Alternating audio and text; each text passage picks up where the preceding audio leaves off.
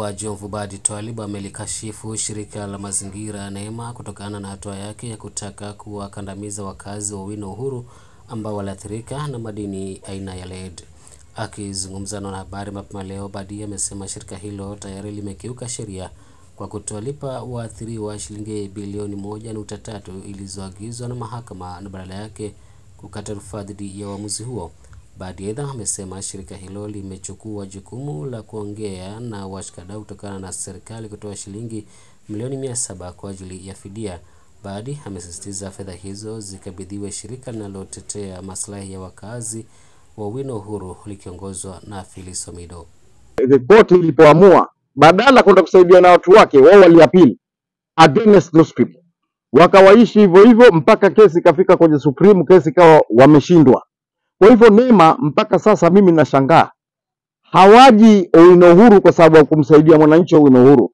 Waja Owino Uhuru kwa sababu waona time imewapita, pesa zile zitatoka sasa ziingie kwa hii shirika, wafanyikazi pamoja na watu wa Owino Uhuru.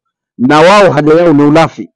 Kwa sababu kama ingekuwa haja yao ni kulinda mazingira na kuangalia wananchi wao, wangekuwa wameangalia wananchi kuna record japo miaka ya nyuma ilipopita, si leo. Kwa hivyo mimi nasema wananchi tutasimama pamoja na tutaendelea pamoja na hii mchakato na hii struggle. Badi amesema atawasilisha swala hilo bungeni ili lijadiliwe na wakazi wa eneo hilo wapate haki yao, huku akiwataka viongozi wa Neema wawajibike, la usivyo wakumbane na mkono wa sheria.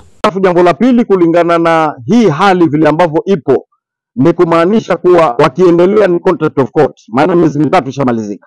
Kwa hivyo tuwaambie na tukiangalia kwa macho, we will arrest you.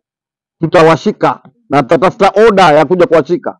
Kwa sababu leo katika dunia hii, Kenya hii, tunaona hakuna mtu ambaye yuko above the law. Kwa hivyo hawezi kuvunja sheria juu ya watu wetu. Mkono sheria kubwa iko kwa wananchi, nguvu kubwa iko kwa wananchi wenyewe. Kwa hivyo leo tunataka tuseme kuwa hii maneno ya kujifanyia vitu hivi watu wajue kuwa Jomvu kuna kiongozi, na kiongozi wa Jomvu aitwa Badi Twalib. Badi Garange Dima Biori mzee Fula Ngenge, ndio mimi ambaye niko hapa, ndio mbunge wa Jomvu. Ali Vincent, Benvin TV.